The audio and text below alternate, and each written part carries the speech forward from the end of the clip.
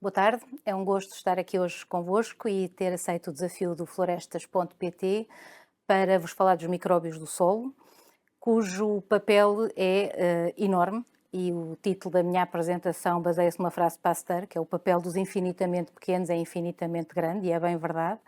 E é então disso que vamos falar hoje. Vamos passar aqui por vários passos, perceber como é que a vida se desenvolve no solo, o papel que os micróbios têm, como é que eles são em números e em diversidade e, por fim, explicar como algumas práticas culturais podem ter influência na sua performance e como é que a podemos capitalizar e usar no sistema agrícola. Então, talvez começar por explicar o que é o solo, e todos sabemos ou temos noção, mas o solo é constituído por partículas elementares na sua fração mineral, por ar, por água e por matéria orgânica, sendo que a proporção de ar e água varia de acordo com a época do ano e de acordo com o facto de estarmos numa situação de regadio ou de sequeiro. Hum, e as partículas minerais são constituídas, ou a fração mineral, perdão, é constituída pelas partículas elementares, que têm várias dimensões, a areia, o limo e a argila, e que, pela proporção que ocupam, ou que num determinado solo, pela proporção em que estão num determinado solo, nos classificam a sua textura. Tem um solo mais arenoso ou um solo mais argiloso. Estas partículas elementares vão se agregar, vão se juntar por ação da matéria orgânica, sobretudo, e vão fazer agregados, primeiro de pequenas dimensões, depois de maiores dimensões, e entre esses agregados vão ficar espaços vazios, que são a porosidade, e este conjunto dos cheios e dos vazios que se vai desenvolver nesta matriz do solo nós chamamos a estrutura do solo. E às vezes estes dois termos são usados indiscriminadamente e significam coisas completamente diferentes. Então, num solo bem estruturado, nós temos os vários tipos de porosidade e é onde se vão desenvolver as raízes das plantas e toda a vida biológica do solo. E, de facto, então, nesta matriz, constituída pelos agregados de maiores dimensões, de menores dimensões e com os tais poros, lá pelo meio, onde é que vamos encontrar a vida? A vida vai desenvolver-se onde encontra condições favoráveis para isso basicamente nós vamos ter, ainda falando da matriz do Sol, os macroporos, que são os poros de mais de 80 micrómetros e são os responsáveis pela drenagem da água gravitacional e que permitem atingir rapidamente os freáticos. E quando estes poros, um dos problemas de quando temos a descontinuidade desta porosidade é que temos situações de encharcamento, porque a água não drena, temos situações de escorrência, perdas de sol por erosão e, portanto, o papel destes poros é muito importante. E depois temos poros mais pequenos, onde a água já fica retida pelas forças de tensão e é esta água que vai ficar disponível, sobretudo para as plantas. Então, temos os poros, os agregados e aqui pelo meio vamos ter então as raízes das plantas a crescer, vamos ter as hifas dos fungos filamentosos e, onde houver maior disponibilidade de matéria orgânica, vamos também ter a revestir as paredes destes agregados colónias bacterianas. Depois vamos ter os organismos já de maiores dimensões, a meso e a macrofauna, que já só vão estar presentes nos poros de maiores dimensões também, porque é onde cabem, literalmente, mas isso já constitui outro grupo com outras funções e nós vamos nos focar, de facto, então, é na parte dos micróbios. Portanto, é nesta matriz que os micróbios vão encontrar o espaço para o seu desenvolvimento, para o seu crescimento, sendo que o espaço não é preciso muito, porque estamos a falar, como o nome indica, de micróbios e, portanto, organismos muito pequeninos. E aqui temos novamente nesta imagem, uma imagem desta matriz do solo, aqui temos os agregados, entre os agregados temos poros e é justamente nas paredes destes poros e associados aos locais onde há maior disponibilidade de matéria orgânica que vamos ter os micróbios a crescer, desenvolver-se e a fazer o quê? Quais são os papéis dos micro-organismos do solo? Desempenham uma série de papéis absolutamente relevantes, desde logo a decomposição da matéria orgânica, a agregação das partículas do solo, nomeadamente os fungos filamentosos, porque as hifas crescem e vão agregar as partículas, estabilidade da estrutura, porque vão revestir estes canais da porosidade e dar estabilidade à estrutura, vão desenvolver interações mutualistas, que são as que são favoráveis para ambos os associados da interação, mas outras, e também nos interessam as outras. Alguns deles conseguem fazer a fixação do azoto atmosférico. produzem compostos que podem ser muito relevantes e importantes, fazem a degradação de xenobióticos. O que é que são os xenobióticos? São produtos que não pertencem àquele sistema. Se pensarmos no sistema agrícola, os pesticidas, os adubos são xenobióticos, são produtos que naturalmente não estão naquele sistema e contribuem ainda para o sequestro de carbono, sobretudo pela sua biomassa.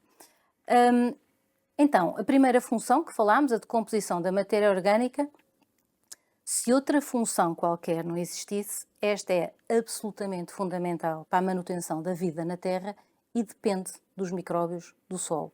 Basicamente, nós temos as plantas, que são os produtores primários e que precisam dos elementos, dos nutrientes para o seu crescimento. Temos os animais que comem as plantas, temos os animais que comem estes animais, enfim, temos esta teia, esta cadeia a complexar-se imenso, mas no limite estes organismos morrem e a transformação da matéria orgânica que os constitui e a libertação dos nutrientes para estarem de novo disponíveis para as plantas absorverem é feita pelos micróbios do solo. Há outros organismos que antes podem ajudar, as minhocas e outros, a partir a matéria orgânica em partículas mais pequeninas, que ajudam depois os micróbios também a degradá-la, mas o trabalho último é dos micróbios do solo. E sem este trabalho, a influência dos micróbios nos ciclos de alguns elementos, nos ciclos biogeoquímicos de alguns elementos, a vida na Terra não era possível. Relativamente à agregação de partículas, temos aqui um exemplo de um teste que se faz, que é a estabilidade estrutural em água, que é mergulhar um agregado de solo em água e perceber a estabilidade, se ele se desfaz facilmente ou não. E vemos aqui a facilidade com que um solo sem fungos filamentosos se desfaz, se esbroam os agregados, e o que é que acontece num solo em que temos fungos filamentosos, em que a estabilidade estrutural dos agregados se mantém. De facto, as hifas dos fungos, sobretudo os fungos micorrízicos que vivem associados à raiz das plantas, têm um papel muito importante no enmeshing, no chamado enmeshing das partículas do solo. E também os exopolissacáridos, produzidos pelas bactérias, têm um contributo importante para este papel. Bom, e para além destas componentes estrutural, os micróbios, que são muito diversos e têm populações muito grandes, estabelecem interações também muito diversas, não só entre eles, mas também com as plantas e com outros organismos do solo. E temos tendência para só valorizar as interações, as simbioses mutualistas, mas em boa verdade todas são importantes. Os mutualismos, os parasitismos, a predação, os amensalismos, porque isso é gerador de equilíbrios entre a população. E porque a população microbiana é muito diversa, o tipo de interações que podem estabelecer também é muito diversa e em muitas esferas. E, portanto, esta componente das interações que se estabelecem, que os micróbios do solo estabelecem, é também muito relevante. Sabemos mais, ou temos tendência, como estava a dizer há pouco, para estudar melhor as interações que ajudam as plantas a crescer, entre micróbios do solo e as plantas que ajudam as plantas a crescer, os chamados micróbios promotores do crescimento das plantas, nomeadamente os rizóbios, os fungos micorrízicos ou as bactérias promotoras do crescimento de plantas. Não é mais, ao fim e ao cabo, capitalizar os benefícios destas associações na agricultura, não é mais do que tirarmos partido dessas interações microbianas, ou quando falamos em biopesticidas também estamos a tirar partido de interações microbianas, neste caso de predação ou parasitismo, que é o caso deste fungo, a Beauveria baciana, que tem um efeito entomopatogénico, portanto acaba por fazer o controle de alguns insetos, ou os tricodermas, que fazem o controle de alguns fungos do solo, como o fusário. Estamos sempre a tirar partido das interações, ou isto são exemplos de interações que os micróbios estabelecem e que podem ser favoráveis no contexto agronómico. Outro dos papéis é a produção de compostos, de vários tipos de compostos. Muitos deles são compostos que favorecem o crescimento das plantas, mas temos também a produção, por exemplo, de antibióticos. E, curiosamente, já todos ouvimos falar do problema da atualidade, temos as bactérias multiresistentes que se foram adaptando e ficando resistentes aos vários antibióticos que conhecemos. Então, a procura por novos antibióticos é cada vez mais importante, e é no solo que muita investigação é feita justamente para se encontrarem novos antibióticos para os quais as bactérias não sejam resistentes, porque de facto temos uma série de organismos do solo a produzir este tipo de compostos. E chegamos a um outro papel, que é a degradação dos xenobióticos, os pesticidas, se falarmos de xenobióticos no contexto agrícola ou no contexto agronómico. E, de facto, o papel que têm nos micro-organismos do solo podem ter um efeito de toxicidade, e isso não é agradável, nem é favorável, e isso tem a ver com o facto de muitos destes agroquímicos virem sendo retirados do mercado, justamente porque têm este efeito de toxicidade, mas também os micróbios do solo podem contribuir para a sua biodegradação, ou seja, usá-los como substrato de crescimento. Portanto, nem sempre os xenobióticos têm que ser um fator desfavorável. Temos aqui, neste exemplo, o crescimento de uma bactéria do solo, o mesorrizóbio, na presença de estes discozinhos brancos, estão embebidos em várias concentrações de glifosato, neste caso, e de linurão, neste caso. E reparem que só há impedimento do crescimento da bactéria quando temos o disco embebido em 10 vezes a dose de glifosato que é suposto ser usada no campo. Portanto, só quando de facto assume proporções muito elevadas ou muito maiores do que era expectável, tolerável e necessário, é que de facto aqui neste caso tem um efeito inibitório, pelo menos desta bactéria. Quando está nas concentrações normais de campo não tem qualquer efeito inibitório. E para terminar, o papel dos micróbios no solo, temos a questão do sequestro de carbono e sabemos que a reserva de carbono orgânico no solo é impressionantemente maior àquela que temos à superfície. É cerca de 3 vezes superior à quantidade de carbono da atmosfera. E importa aqui desfazer um certo mito: os micróbios do solo não fazem fixação de carbono. Alguns fazem, mas são muito poucos. A maioria, em boa verdade, são heterotróficos e respiram, emitem carbono para a atmosfera. Os únicos organismos que conseguem fazer a fixação de carbono são as plantas, que fazem fotossíntese. E alguns micróbios, como disse, mas muito poucos. Em boa verdade, os micróbios podem funcionar como um importante pool de sequestro de carbono pela sua biomassa e pelos seus resíduos. Aí sim, é nesse sentido que podem ter um contributo relevante para o sequestro de carbono. Bom, e passamos a um outro aspecto: os micróbios são muito pequeninos, multiplicam-se com muita facilidade e, portanto, temos a quantidade, as populações microbianas são enormes e muito diversas. Para terem uma ideia, isto são números da FAO, que vamos apresentar, e que diz que o solo encerra mais que 25% da biodiversidade do planeta.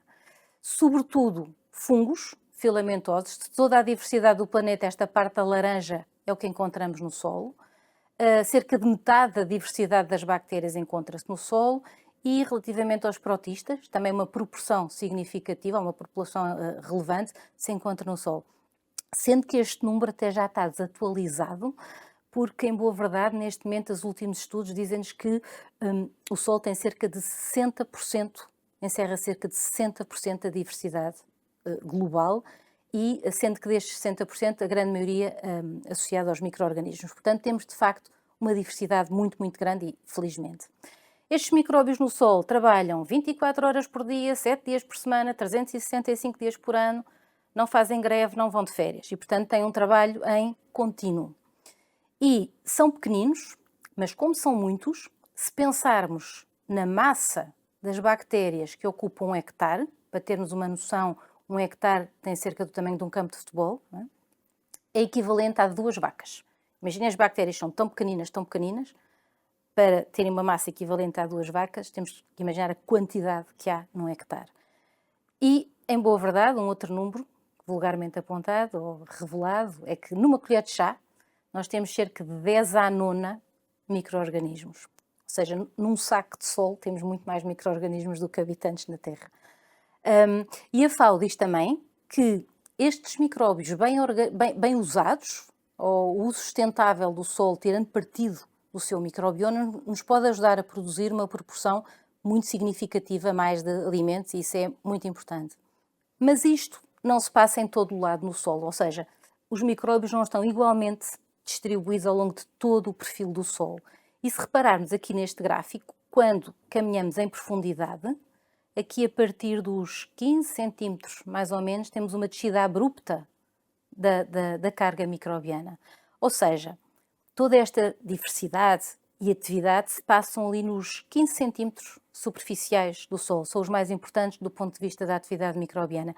Isto tem a ver sobretudo com a disponibilidade de oxigênio, mas não só.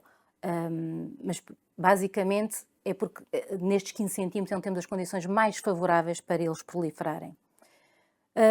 E também, mesmo dentro destes 15 centímetros, não é igual em todo o lado. Junto às raízes das plantas é muito mais intensa a atividade microbiana. Isto porquê? Porque as raízes das plantas emitem uma série de exudados, uns de natureza volátil, outros de natureza solúvel, que atraem os micróbios, os primeiros, e os segundos podem funcionar como substrato de crescimento. Então, chamamos rizosfera à camada de solo que está à volta da raiz e que é influenciada pelos seus exudados, sendo que esta camada é também muito fininha, ou muito estreita, se quiserem. Reparem que quando nos afastamos da raiz, também temos uma descida abrupta do número de micróbios, e quando nos afastamos mais de 5 milímetros. A partir de 5 milímetros, a carga microbiana baixa abruptamente. Porquê? Porque deixamos de estar na área de influência dos tais exudados radiculares, que, curiosamente, também variam ao longo do ciclo vegetativo da cultura. Ou seja, a mesma planta não emite os mesmos exudados ao longo do seu ciclo, vai emitindo exudados diferentes. Então, ao longo do seu ciclo, vai também recrutando para a sua rizosfera micróbios diferentes. E isto é importante quando pensamos em diversidade também. Bom, e aqui temos uma fotografia daquilo que vimos há bocado em esquema, sobre a estrutura do solo, em que temos os agregados grandes, os agregados mais pequeninos, os poros grandes ficam aqui no meio, os poros mais pequeninos. Aqui temos uma raiz em corte transversal e esta matriz do solo é muito diversa em termos de habitats. Reparem, temos aqui uma escala de 100 micrómetros, significa que se andarmos 10 micrómetros para o lado, já estamos fora de um macroporo, já estamos dentro de um microporo, já não temos ar, já temos água, estamos próximo de uma raiz ou não estamos. E se andarmos outros 50 micrómetros para o lado, já estamos numa circunstância diferente. Ou seja, o solo, fruto desta estrutura e desta matriz, proporciona uma diversidade enorme de nichos e uma diversidade enorme de habitats. Ou seja, vai poder albergar também uma diversidade enorme de micróbios, porque cada um vai sempre encontrar, algures, um espaço adequado às condições que gosta para proliferar. Mesmo que não esteja sempre ativo, vai encontrá-lo. Então, associada a esta matriz, que é o solo, e à grande diversidade de nichos que ele proporciona, vamos encontrar também a tal grande biodiversidade que falámos há pouco. O solo é, de facto, um ambiente particularmente biodiverso, resultado desta diversidade de casas, entre aspas, que consegue proporcionar. Sendo que, quando falamos de biodiversidade, uma das questões que é relevante e que frequentemente ouvimos falar e que está muito presente nos nossos dias é os perigos associados à perda da biodiversidade. E às vezes tenho a sensação que eventualmente nem pensamos bem o que é que perdemos quando perdemos biodiversidade. Porque é que é perigoso perder biodiversidade? Bom, vamos ter interações que deixam de acontecer, porque se não há elementos que deixam de estar, quem interagia com eles não vai poder ter essas interações. Há perda de redundância da ação. Isto significa o quê? Que temos vários micróbios a fazer a mesma função. Se um falta, outro falta, às tantas temos cada vez menos a poder levar a cabo aquela ação que é fundamental. Perda de complementaridade. Há micróbios cujo substrato de crescimento é o produto do metabolismo do outro, ou precisam de estar juntos, complementam-se no seu metabolismo. E se falham os primeiros, os segundos não vão conseguir funcionar. O desequilíbrio da população proporciona, ou pode levar a perda, ou a prevalência, perdão, de indesejáveis, que assumem uma preponderância que não é desejável. Vamos ter coisas que deixam de acontecer. Todas aquelas funções dos micróbios do solo que falámos, há coisas que vão deixar de acontecer. E se deixam de acontecer, vamos ter um sistema mais frágil. E um sistema mais frágil é a última coisa que nós queremos no atual contexto de alterações climáticas, em que precisamos de sistemas o mais resilientes possíveis e, portanto, de facto, a biodiversidade tem aqui um papel importante. Sendo que quando falamos da biodiversidade, importa separar o que é a diversidade per si da funcionalidade. Não é? E temos análises dos micróbios do solo, ou formas de estudar os micróbios do solo, que nos dão estas duas perspectivas. E é importante distingui-las. Uma coisa é analisarmos a diversidade, e aí fazemos análises do microbioma, que nos diz quem está, a diversidade da população, e isso é importante pelas razões que já vimos.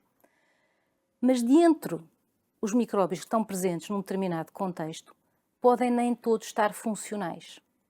Então, é importante cruzarmos a informação de quem está sobre, ou com a informação de quem está ativo em cada momento, com a funcionalidade. E aí temos uma série de outros parâmetros que nós só vamos conseguir medir a partir dos micróbios que estão vivos e ativos. E, portanto, é importante termos estes dois tipos de informação, porque só assim temos uma informação completa.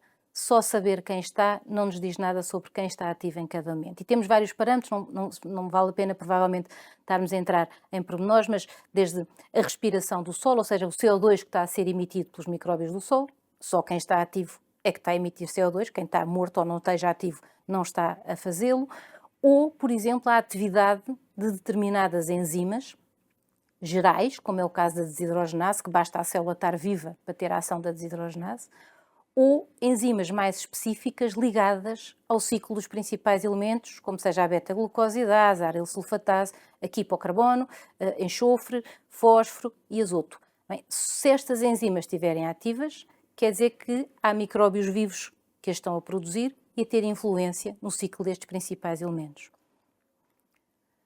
Bom, e sabemos isto tudo dos micróbios do solo, porque os estudamos no laboratório e percebemos o que é que eles são capazes de fazer, mas em boa verdade conseguir controlá-los ou dirigi-los de uma forma óbvia no seu sistema natural continua a ser um bocadinho uma caixa negra, porque as interações são tão complexas, a diversidade é tão grande, a quantidade é tão grande, que gerir esse sistema, ou pensar, ter a veleidade que temos alguma ação muito direta nesta gestão, às vezes pode induzir-nos um bocadinho em erro. Mas há coisas que nós sabemos que têm uma influência e que podem ter uma influência negativa ou positiva e podemos tirar partido delas ou usá-las em contexto agronómico. Por exemplo, a mobilização do solo. Nós sabemos que quebra as hifas dos fungos filamentosos e isso dificulta a sua interação com as plantas.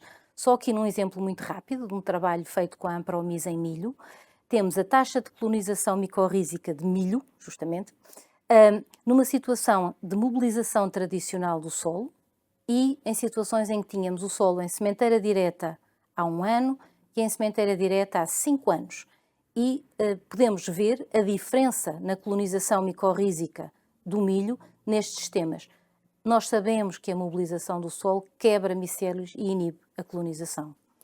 Um outro exemplo tem a ver com o uso de inóculos comerciais que podem ter alguma utilidade em situações muito concretas, por exemplo, na instalação de novas culturas, e é o exemplo que temos aqui, na instalação, num trabalho feito no âmbito da Agenda Transform, com a Navigator, em que na instalação do novo eucaliptal não se aplicou inóculo nenhum, aplicou-se inóculo micorrízico e uma mistura de bactérias e adubo, e aqui aplicou-se só o tal inóculo micorrízico com a mistura de bactérias. E também temos uma diferença de colonização micorrízica muito diferente quando foi aplicado o inóculo, e aqui aparentemente, isto ainda são estudos preliminares, mas aqui aparentemente a aplicação do adubo não fez diferença nenhuma relativamente à colonização micorrízica do eucalipto, do qual vêm aqui imagens nestas fotografias.